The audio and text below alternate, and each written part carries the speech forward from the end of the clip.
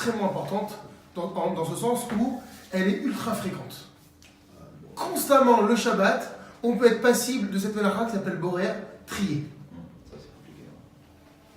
Que ce soit dans la cuisine, que ce soit lorsque je suis à table, que ce soit quand je suis à la synagogue. Donc on va voir que le phénomène de trier, de sélectionner, est une mélacha qui est ultra fréquente le Shabbat. Et je dois absolument la connaître sur le bout des doigts. Maouta, voici la définition du travail de trier. Afradat les sugim shonim ou afradat tesolet me'ochel. C'est le fait de diviser un ensemble en plusieurs catégories, les sugim shonim, ou bien séparer dans la nourriture, pesolet me'ochel, le détritus de ce qui est consommable, du comestible.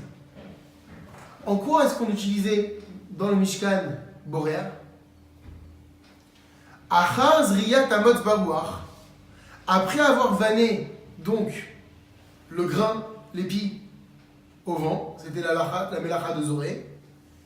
Chez la pesolet akala, parce que lorsqu'on vanne, en réalité, on défait, on a dit, le grain d'une enveloppe mais qui est légère. Barerou a pesolet akiveda. Ensuite, il fallait défaire du grain une enveloppe qui était plus dure et qui ne se séparait pas du grain lors du travail de vanner. Deainu, c'est-à-dire Atserorot, Veyafar Ameoravim Bagarinim.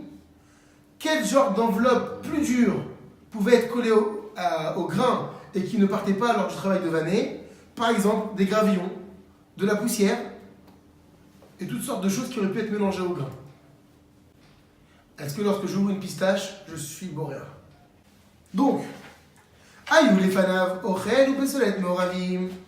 Si l'on a devant soi un aliment et un détritus ensemble, on va donner un exemple un peu plus précis tout à l'heure. Qu'est-ce qu'on appelle détritus? C'est pas forcément quelque chose qui est mauvais.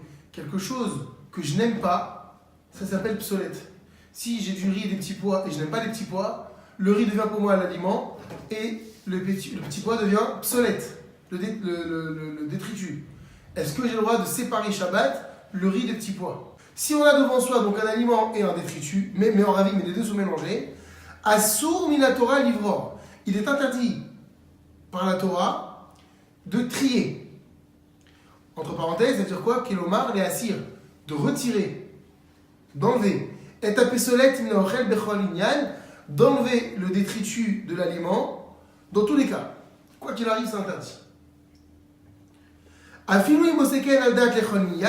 Même s'il agit ainsi dans l'intention de manger immédiatement. Ou beyado, et avec la main.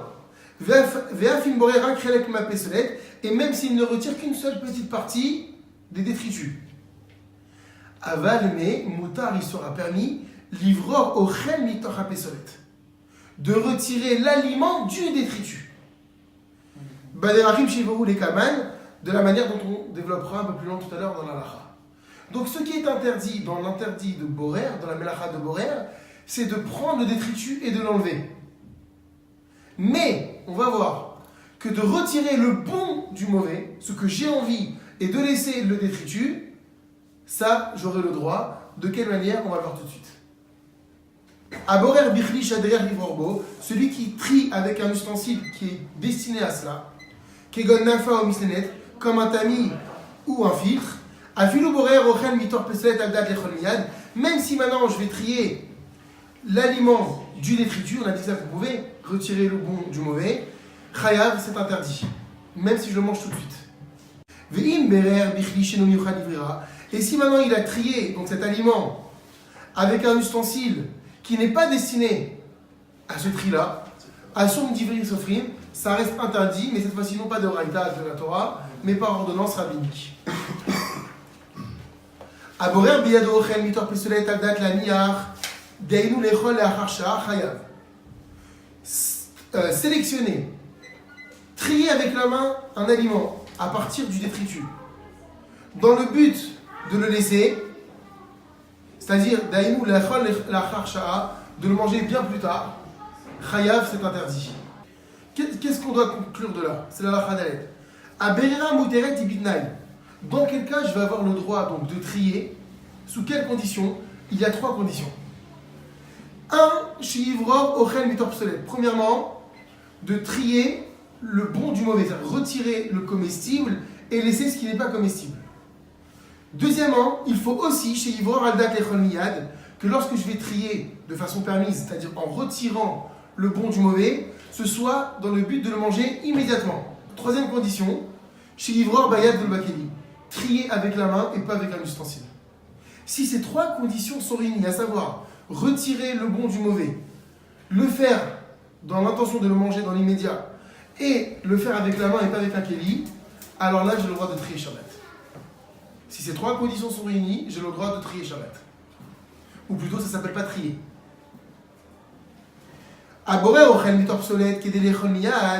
Si l'on désire trier un aliment en retirant, comme on l'a dit, c'est possible, le bon du mauvais, et dans le but de le manger immédiatement, il faut le faire véritablement à proximité du repas qui arrive. Donc, quand on avait dit jusqu'à présent dans l'immédiat, ça ne veut pas dire trier et tout de suite le manger. L'immédiat, c'est proche du repas. Mais la reine, c'est pourquoi regardez, la lacha va dire qu'est-ce qu'on appelle proche du repas? Ceux qui se trouvent à la maison ne pourront trier qu'une fois que le chef de famille et ceux qui l'accompagnent sont sortis de la synagogue.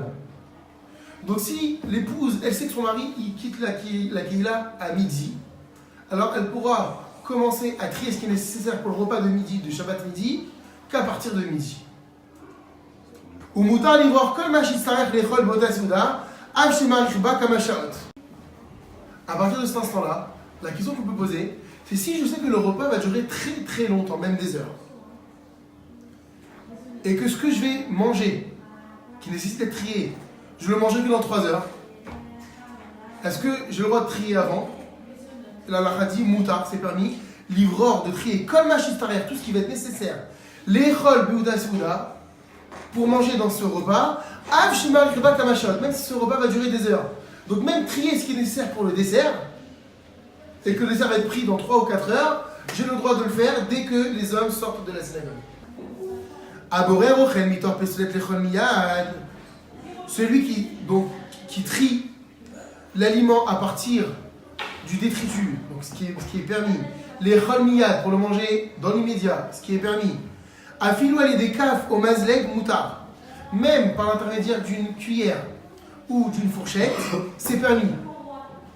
Ve'enze nershav kiborer bechili, et c'est pas considéré comme trier avec un ustensile prévu à cet effet. Au il vederech bene adam lechol ali des kaf ou mazleg, parce que c'est l'habitude des gens de manger avec une cuillère et une fourchette. Ve'nershav aosek bachila kiborer biado. Et donc du coup, la fourchette comme la cuillère et comme le couteau ne va plus porter le titre d'ustensile, mais c'est le titre de main. En réalité, dans la lacha, les couverts sont considérés comme la continuité de la main. Et si je les utilise pour trier le bon du mauvais, alors j'aurai le droit de le faire sans problème. C'est comme si je le faisais avec la main. Donc les couverts sont un cas à part. Trier le bon du mauvais, manger immédiatement et le faire avec la main. La main, ça s'appelle la main, couteau, fourchette, cuillère. Eviu lefanav beshabbat shnemine ma'achalin meoravim. Si on a présenté devant toi, Shabbat, 2 sortes d'aliments. Kegon orez, comme du riz, va'afuna amoravim, et des petits pois. Et les deux sont mélangés. Ogarinim ou otim amoravim, ou bien des graines et des cacahuètes mélangées. Viu chafetz be'echad mehem. Et moi, j'en désire qu'un des deux. Oto ma'achal shechafetz bo ata nershav lochel. Celui que je veux manger maintenant, il s'appelle ochel, le comestible. Va'amachal hashini sheno chafetz bo. Et l'aliment que je ne désire pas manger maintenant, ata, nershav difsolet, est considéré comme détritus. Bien qu'il soit comestible, sur le moment présent, celui que je veux s'appelle ochel, le comestible, et celui que je ne veux pas s'appelle le détritus, psolète. Mais la reine, c'est pourquoi si je veux manger, séparer l'un de l'autre. Il faudra que je prenne, admettons je veux le riz et pas les petits pois. Eh bien, il faudra que je prenne le riz en laissant les petits pois et que je le mange dans l'immédiat.